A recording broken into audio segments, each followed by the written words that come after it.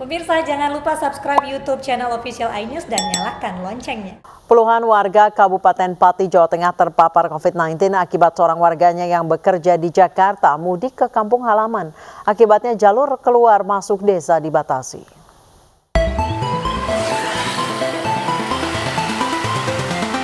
"39 warga desa Kuryo Kalangan, Kecamatan Gabus, Kabupaten Pati, Jawa Tengah dinyatakan positif COVID-19. Peristiwa ini terjadi saat 37 jamaah manakib merasa sakit setelah menghadiri hajatan yang diadakan warga yang baru saja mudik dari Jakarta. Setelah dilakukan pemeriksaan dan tes swab, mereka dinyatakan positif COVID-19. Kemudian pada hari berikutnya bertambah 2 warga dinyatakan positif COVID-19. Setelah sepekan diisolasi, 35 pasien terpapar COVID-19 yang berasal dari klaster pemudik di Pati, Jawa Tengah saat ini telah dinyatakan sembuh. Sementara 4 orang lainnya termasuk pemudik yang menggelar hajatan masih menjalani isolasi di RSUD Suwondo Pati. Sekarang pemulihan, kemarin sakit tapi sekarang sudah pemulihan. Jadi berarti kan kita sudah betul-betul penanganan itu secara protapnya itu kita lakukan. Kalau memang ada positif, ya langsung kita isolasi. Pemkab Pati telah menerbitkan surat edaran agar desa-desa yang masuk zona merah tidak melakukan kegiatan yang mengundang kerumunan, termasuk sholat tarawih berjamaah. Dari Pati, Jawa Tengah, Atta Suharto, iNews melaporkan.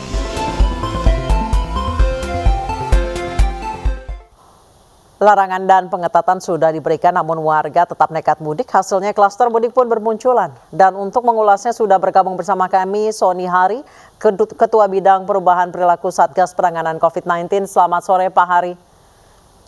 Selamat sore Mbak. Baik, Pak Sony Hari, sejauh ini bagaimana sih caranya mengubah perilaku masyarakat Indonesia? Tidak kapok apa dengan kejadian tahun lalu, juga berkaca pada kejadian pada libur akhir tahun lalu yang menyebabkan lonjakan angka COVID-19 terjadi sangat drastis. Belum lagi kita punya pelajaran di India yang sudah bukan gelombang kedua lagi, tapi bisa dibilang tsunami COVID-19 di India. Ya, betul sekali Mbak Anissa. Kami membuat kebijakan itu berdasarkan kajian tentang apa yang pernah terjadi dan juga didasarkan pada masukan para pakar. Ya, belajar dari data dan fakta, 4 kali libur panjang selama 2020 selalu menimbulkan lonjakan kasus dan nggak main-main. Beberapa liburan itu menimbulkan lonjakan kasus lebih dari 100%. Bukan hanya lonjakan kasus, tapi juga lonjakan angka kematian.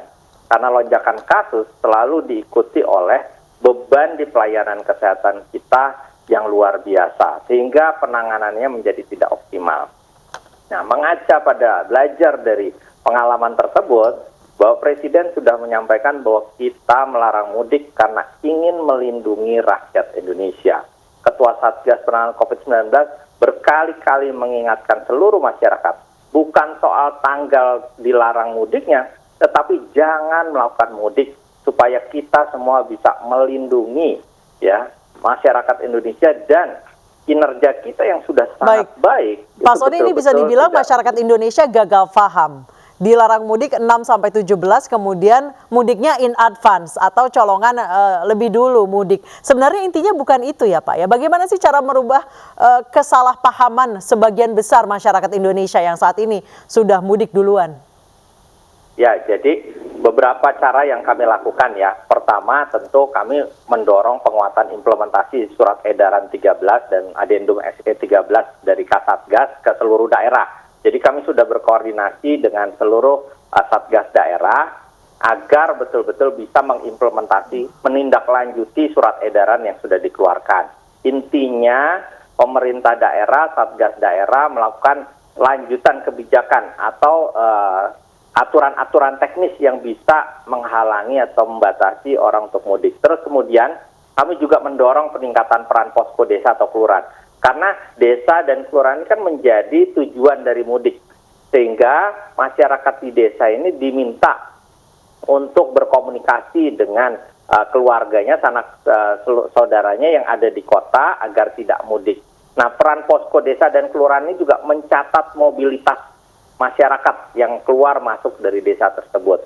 Lalu kemudian juga kami melakukan sosialisasi edukasi masif ya terkait alasan peniadaan mudik dan disiplin protokol kesehatan 3M melalui berbagai media termasuk iNews sudah sangat membantu. Jadi kami terus-menerus menggunakan tokoh masyarakat, tokoh adat, tokoh agama, bahkan kami sudah melakukan koordinasi dengan MUI, dengan ormas keagamaan seperti PBNU, Muhammadiyah, agar di dalam khotbah-khotbah ataupun kemudian di dalam ceramah selama bulan Ramadan ini menjelaskan betapa pentingnya tidak mudik sebagai upaya bersama untuk melindungi segenap masyarakat Indonesia. Pak Sony, COVID-19 sudah lebih dari 1 tahun dan masuk Indonesia pun sudah lebih dari 1 tahun. Apa sih Pak sejauh ini yang menyebabkan masyarakat Indonesia sulit sekali diberitahu? Dan ini sudah mudik yang kedua kali atau lebaran kedua kali atau digelar di masa pandemi COVID-19. Mengapa masih sama narasinya seperti tahun lalu, ngeyelnya pun masih sama seperti tahun lalu? Apa sih Pak yang menyebabkan hal itu? Ya, yang pertama sebetulnya memang Ramadan dan Idul Fitri ini kita punya tradisi panjang ya. Sehingga memang cenderung lebih sulit untuk mencegah masyarakat agar membatasi mobilitasnya. Kami melihat dalam 2 minggu terakhir ini mobilitas naik luar biasa. Dan kami di Satgas terus terang sangat khawatir akan terjadi lonjakan kasus dalam 1-2 minggu ke depan. Nah, momen bulan Ramadan dan Lebaran ini seharusnya betul-betul kita bisa bercermin dari Lebaran tahun lalu di mana terjadi lonjakan kasus setelah libur Lebaran. Nah, kemudian juga masyarakat Indonesia ini seperti masyarakat dunia dan juga yang dialami di India itu mengalami pandemic fatigue. Jadi ada kejenuhan.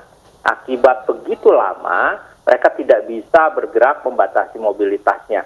Tetapi kita ini kan seperti maraton. Sudah berlari menuju garis finish dan jangan sampai berhenti. Itu yang harus dipahami bahwa pandemi belum selesai gitu loh. Pandemi masih ada dan potensi penularan masih tinggi. Walaupun positivity rate kita itu sudah turun dari 27% di 2 bulan lalu menjadi sekitar 12% saat ini, tapi penularan itu masih tinggi karena target kita di bawah 5% ya positivity rate. Baik. Jadi penularan masih sangat tinggi dan juga sekarang ada euforia dari vaksin. Orang berpikir bahwa sudah divaksin itu menimbulkan langsung otomatis menimbulkan kekebalan dan tidak perlu lagi pakai masker dan seterusnya. Nah, ini yang terus-menerus kami coba dorong bekerja sama dengan Satgas daerah. Baik, Pak Sony, saat ini Lebaran masih belasan hari lagi, namun klaster-klaster dari pemudik ini sudah mulai bermunculan di beberapa daerah. Sejauh ini apakah akan ada kebijakan baru untuk menekan munculnya klaster-klaster yang disebabkan oleh pemudik? Ya, jadi kami terus koordinasi ya, besok juga akan koordinasi besok malam. Kami berusaha mencoba melakukan pendekatan yang sifatnya humanis dan juga mendidik ya. Menggunakan cara-cara kreatif tentu sangat penting juga di sini. Nah, kemudian Satgas daerah mengedepankan kearifan lokal, menggunakan peran dari teman-teman tokoh masyarakat, tokoh adat, tokoh agama untuk mengajak masyarakat memahami bahwa sekarang bukan saat yang tepat untuk melaksanakan mudik. Klaster mudik itu menjadi sebuah bentuk komunikasi risiko. Jadi kami informasikan ke berbagai pihak seperti contoh di Pati tadi. Jadi ini sebagai sebuah contoh nyata. Belajar dari pengalaman orang lain itu jauh lebih mudah dan murah daripada kita harus mengalaminya sendiri. Ya, daripada kemudian muncul klaster mudik di mana-mana dan akhirnya justru menimbulkan kematian. Jadi intinya kami bilang ya, pilih tinggal di rumah sakit atau pilih tinggal kenangan. Kami juga membuat berbagai tagline mengingatkan pada masyarakat akan bahaya mudik di saat pandemi dan penularan yang masih tinggi seperti saat ini. Baik, Pak Sony Hari, sejauh ini untuk mengantisipasi lonjakan COVID-19 karena mudik Lebaran, apa persiapan yang dilakukan sejauh ini, Pak? Ya, yang pertama tentunya kami berupaya di hulu untuk mencegah terjadinya penularan, tetapi juga penanganan kesehatan sudah disiapkan karena memang ada kecenderungan akan terjadi lonjakan kasus. Ya, kita bersyukur kemarin beberapa bulan ini, terutama 2,5 bulan, kasus menurun, kasus aktif kita menurun cukup drastis sehingga para dokter dan tenaga kesehatan kita punya waktu untuk beristirahat. Tetapi memang kami sudah mengantisipasi dalam 1-2 minggu ke depan ada kemungkinan terjadi kenaikan kasus.